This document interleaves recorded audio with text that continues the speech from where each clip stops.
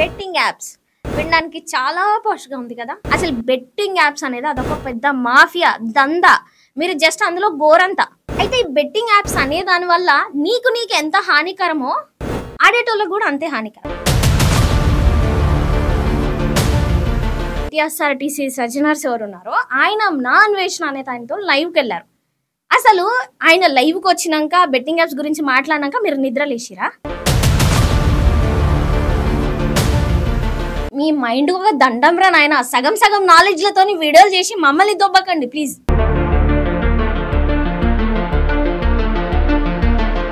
ఈ కులములు నేను ఈ కులంలో ఉన్నా, నేను గొల్ల కులంలో ఉన్నా. నేను బెట్టింగ్ యాప్స్ ప్రమోట్ చేస్తే గొల్ల కులం మాత్రమే తీసుకోవాలి, నా ప్రోమో కోడ్ వీళ్ళు మాత్రమే వాడాలి అని కూడా చెప్పాల్సి ఉంటుంది.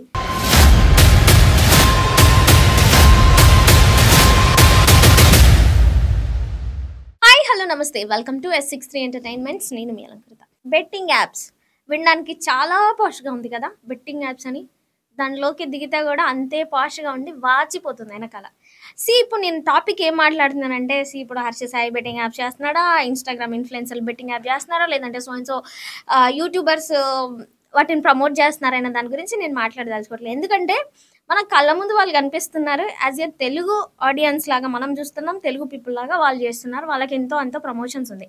ఇక్కడ ప్రాబ్లం ఏమైపోయిందంటే, కొన్ని వీడియోస్లో కొందరు యూట్యూబర్స్ ఉన్నారు, కొందరు సో కొన్ని ఛానల్స్ ఉన్నాయి. అసలు బెట్టింగ్ యాప్స్ గురించి మీకు అసలు నాలెడ్జ్ ఉందా? ఫస్ట్ నాలెడ్జ్ లేకుండా పర్సనల్ అటాకింగ్ అంటారు కదా, క్యారెక్టర్ అసోసియేషన్ సంథింగ్ బ్లా బ్లా బ్లా ఉంటాయి కదా, పెద్ద పెద్ద పదాలు. ఆ పెద్ద పెద్ద పదాలు వాడుకుంటూ అసలు బెట్టింగ్ యాప్స్ గురించి, అరే బాబు మీకు నాలెడ్జే లేదురా, మీరు చదివేందో నాకు అర్థం కావట్లేదు, అసలు బెట్టింగ్ యాప్స్ గురించి తెలుసా, మీరు చేసేయి ఇగో ఏదో అంటారు కదా గోరంతా. అసలు బెట్టింగ్ యాప్స్ అనేది అదొక పెద్ద మాఫియా దందా.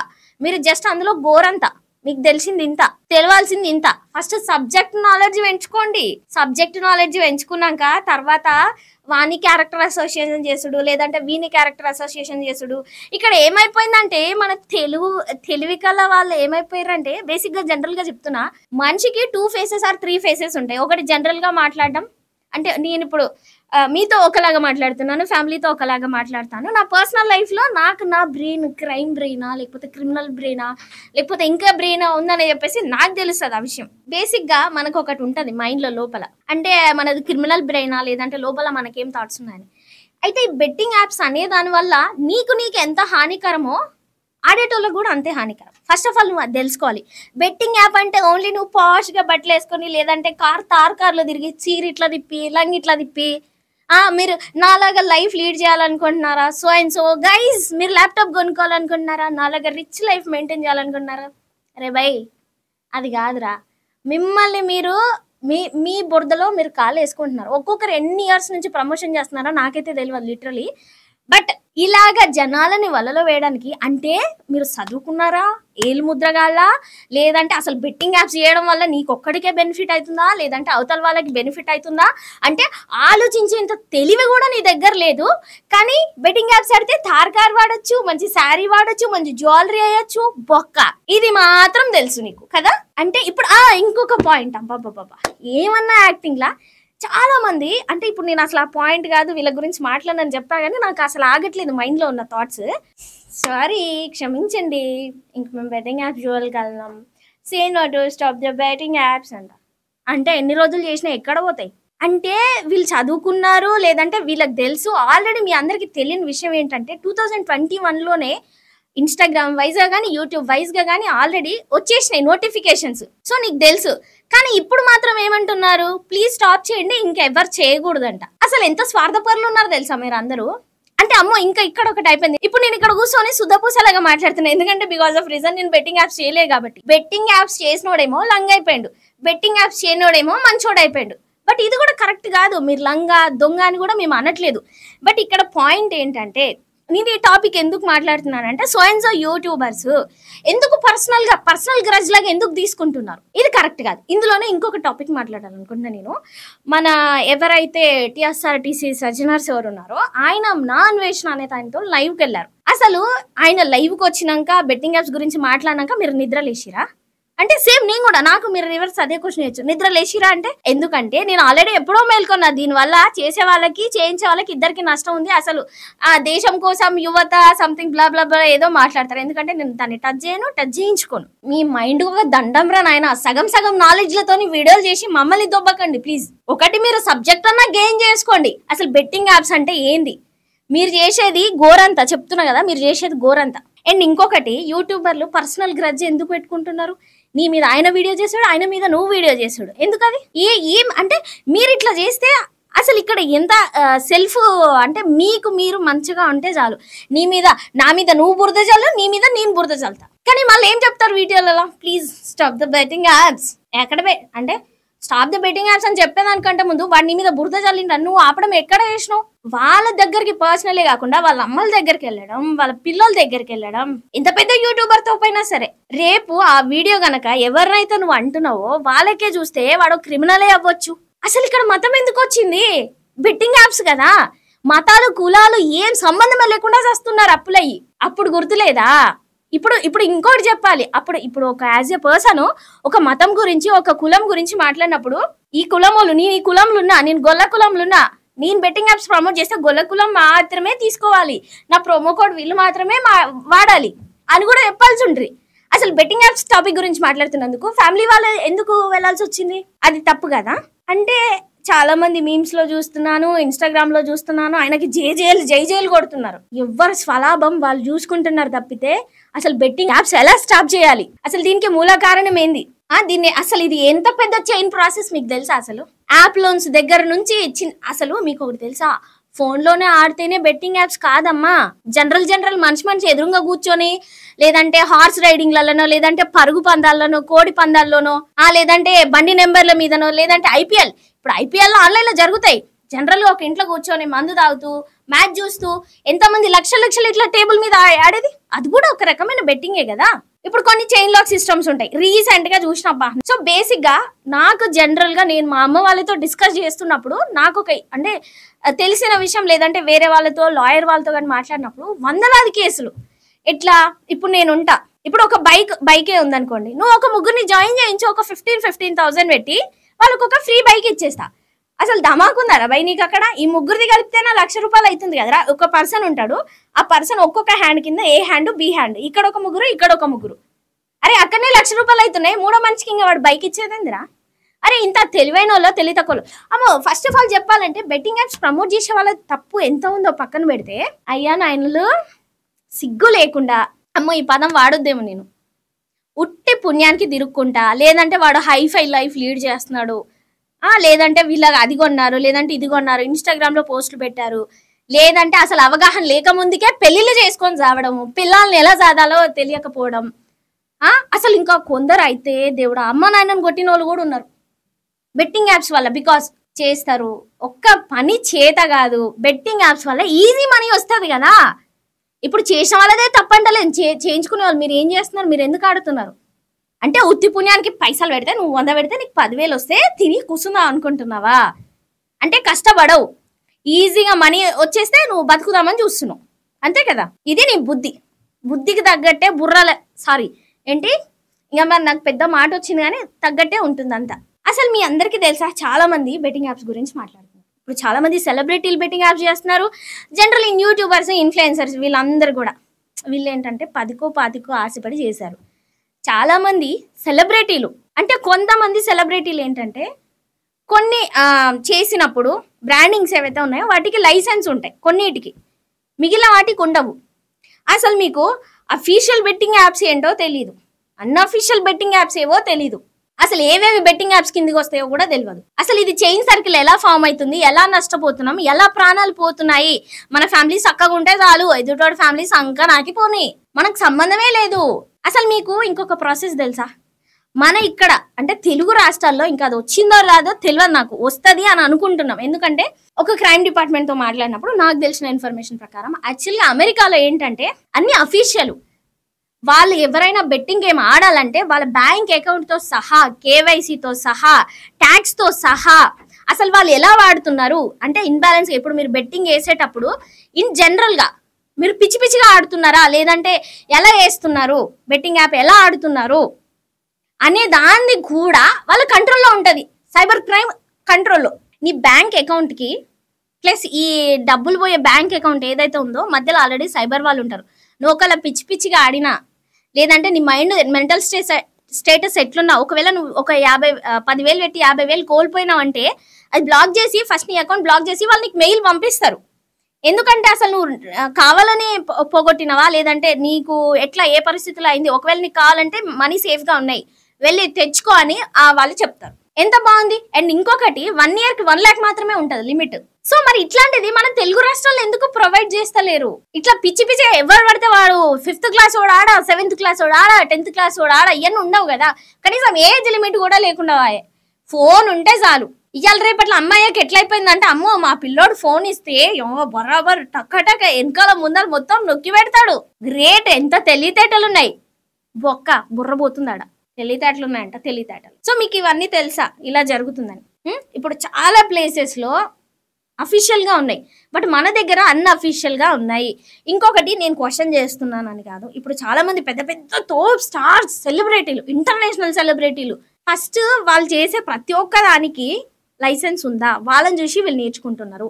లేదంటే వాళ్ళని ఎందుకు అరెస్ట్లు చేయట్లేదు? చిన్న చిన్న యూట్యూబర్లను పట్టుకుంటే ఏమొస్తుంది సార్? మీరు పట్టుకోవద్దని చెప్పట్లేదు, వీళ్ళని పక్కా పట్టుకోవాలి, జైలు వేయాలి.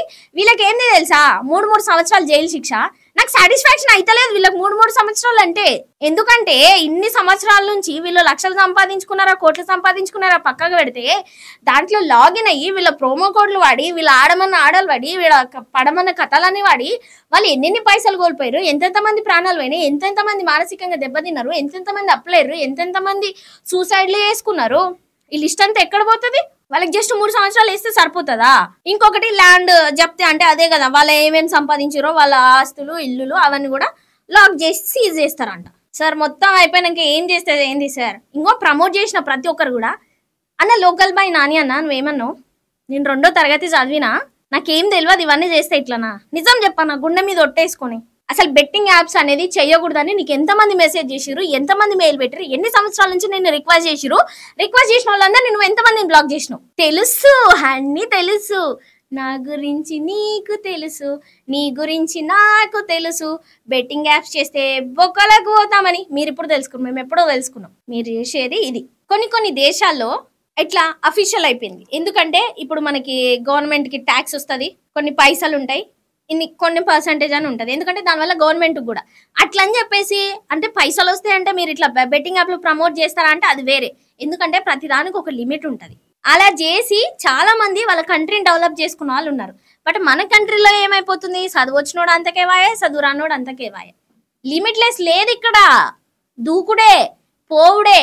అసలు ఎట్లా తెలుసా, మన తెలుగు రాష్ట్రాల గురించి చెప్తున్నా అంటే మిగిలిన రాష్ట్రంలో కూడా ఉన్నారు. ఎందుకంటే నేను తెలుగు రాష్ట్రం మనిషిగా తెలుగు రాష్ట్రం గురించి మాట్లాడుతున్నా. ఎందుకంటే ఒరే వద్దురా అది తప్పురా అంటే దాని జోలికే పోతారు. ఎట్లాంటి మైండ్ సెట్ తెలుసా అసలు? ఎగ్జాంపుల్కి చిన్న ఎగ్జాంపుల్ చెప్తా.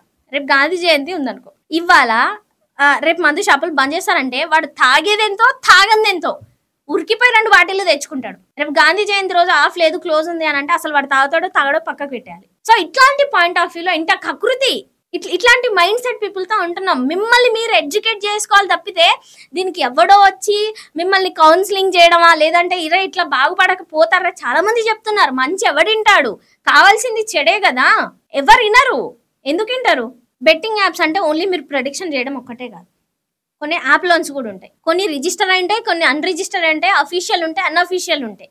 వాళ్ళు ఏం చేస్తున్నారు, డబ్బులు ఇస్తారు, తప్పు లేదు. ఎందుకంటే అవసరానికి డబ్బులు ఇస్తారు, వడ్డీ అడుగుతారు. సో ఇది కూడా ఒక టైప్ ఆఫ్ బెట్టింగ్ యాప్కి రిలేటెడ్. సో లోన్ యాప్ అయినా, బెట్టింగ్ యాప్ అయినా, సో అండ్ సో యాప్ అయినా, సో వీటన్నిటికి ఏంటంటే ఇంటర్లింక్ ఉంటుంది ఖచ్చితంగా. సో చెప్పాను కదా, లోన్ యాప్లకు దీనికి ఇంటర్లింక్ ఏంటంటే బెట్టింగ్ యాప్స్లో డబ్బులు పెడతారు, అయిపోతాయి, మళ్ళీ డబ్బులు ఏడికెళ్ళి వస్తాయి, లోన్ యాప్కి వెళ్ళి తెచ్చుకోవాలి. సో దాని ఊపిలో పడిపోవాలి. సో ఇక్కడ డబ్బులు పోగొట్టుకోవాలి, ఇక్కడ డబ్బులు తీసుకోవాలి. నేను అన్ని లోన్ యాప్స్ అనట్లే, కొన్ని ఫేక్ ఏవైతే ఉన్నాయో వాళ్ళ ఫోన్ మొత్తం తీసుకొని, వాళ్ళ కాంటాక్ట్స్ అన్నీ తీసుకొని ఫేక్ ఫోటో మార్ఫింగ్ చేసి అన్నీ చేస్తారు కదా ఇవన్నీ. సో అందుకే ఇంటర్లింక్ ఉందని చెప్తున్నాను నేను బేసిక్గా. అండ్ ఇంకొకటి, ఇప్పుడు ఐపీఎల్ బెట్టింగ్స్ వీటన్నీ చాలా ఉన్నాయి. అసలు ఐపీఎల్ క్రికెట్ మ్యాచ్ గురించి అసలు చెప్పవసరం లేదు. అట్లా అని చెప్పేసి ఐపీఎల్ ఫ్యాన్స్ అందరు మళ్ళీ నన్ను తిట్టుకున్నారు. ఐపీఎల్ మ్యాచ్లు జరగాలి, కానీ కొన్ని లక్షల కోట్లు ఎక్కడ పోతున్నాయి దందాలన్నీ? క్యాసినో ఆడే టైంలో చాలా మంది ఆ డబ్బులు పోగొట్టుకుంటున్నారు. అవన్నీ మన డబ్బులు, మన కష్టము, మనం బెట్టింగ్స్ యాపో లేదంటే మనం ప్రెడిక్షన్ చేసినాయో మన మన దేశం కాకుండా దేశాలు దాటి ఎట్లా పోతున్నాయి అనుకుంటున్నారు? మనలోనే ఉన్నారు.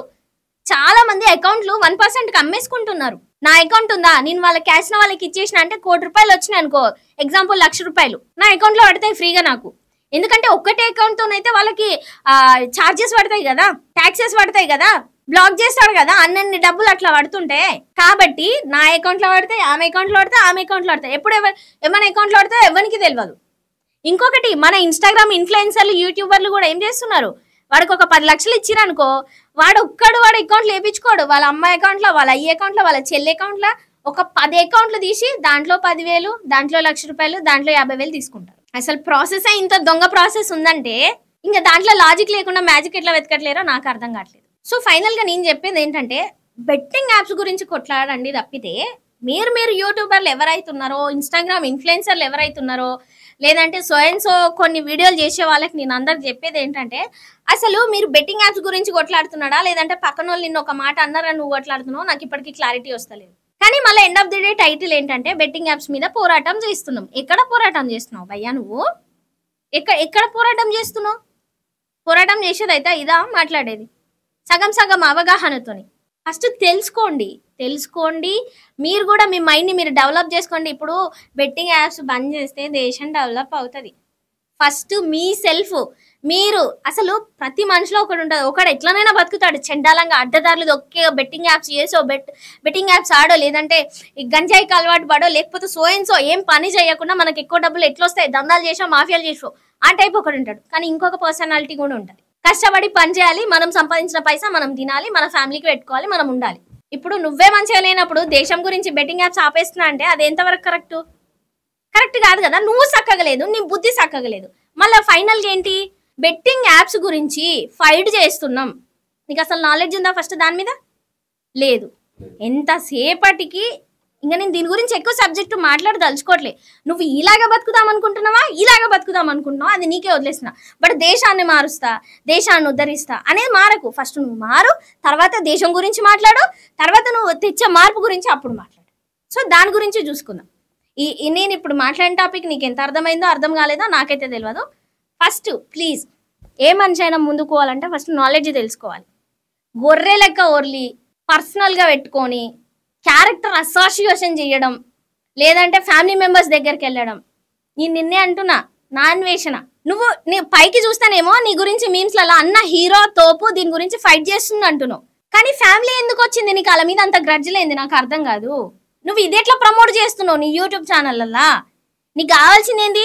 ప్రమోట్. నువ్వు ఇన్ని దేశాలు తిరిగినప్పుడు నీకు తెలియదా దీన్ని ఎట్లా స్టాప్ చేయాలి, ఎట్లా అఫీషియల్ చేయాలి, ఎట్లా అన్అఫీషియల్ చేయాలని? జస్ట్ ఫేమస్ అయిదామా, పోదామా, అయిపోయింది అంతే. నువ్వు పోరాటం చేస్తున్నావు, ఆపండ్రా బాబు ఆపండ్రా అని, బాగుందన్నా. మళ్ళీ బట్ పర్సనల్ లైఫ్కి ఎందుకు ఉరుకుతున్నావు? నేనైతే ఈ విషయంలో నువ్వేమైనా అనుకో అన్న, తప్పంటే తప్పే. పర్సనల్గా ఎందుకు పోతున్నారు? మనకు కావాల్సింది బెట్టింగ్ యాప్స్ ఆపడం కదా. ఆపండి, మీ ఛాయశక్తులు ఆపండి. అర్థం కానోలేక అర్థమయ్యేటట్టు చెప్పండి. లేదంటే ఇప్పటి వరకు స్టాప్ బెట్టింగ్ అంటున్నారు కదా, ఇప్పటి వరకు మునిగిన వాళ్ళ దగ్గర వాళ్ళ ప్రూఫ్స్ ఉంటాయి. ఎవరే వీడియో చేయడం వల్ల దేంట్లోకి పోయి దేంట్లో బెట్టింగ్ పెట్టిరో, దేంట్లో ప్రెడిక్షన్ వేసిరో, లేకపోతే దేంట్లో ఇది చేసిరో అని చెప్పేసి వాళ్ళ డబ్బులు వాళ్ళకి వసూలనే చేయించండి. చాలా మంది ప్రాణాలు పోయినాయి. వాళ్ళ ప్రాణాలు అయితే మనం తిరిగి తీసుకురాలేం కదా.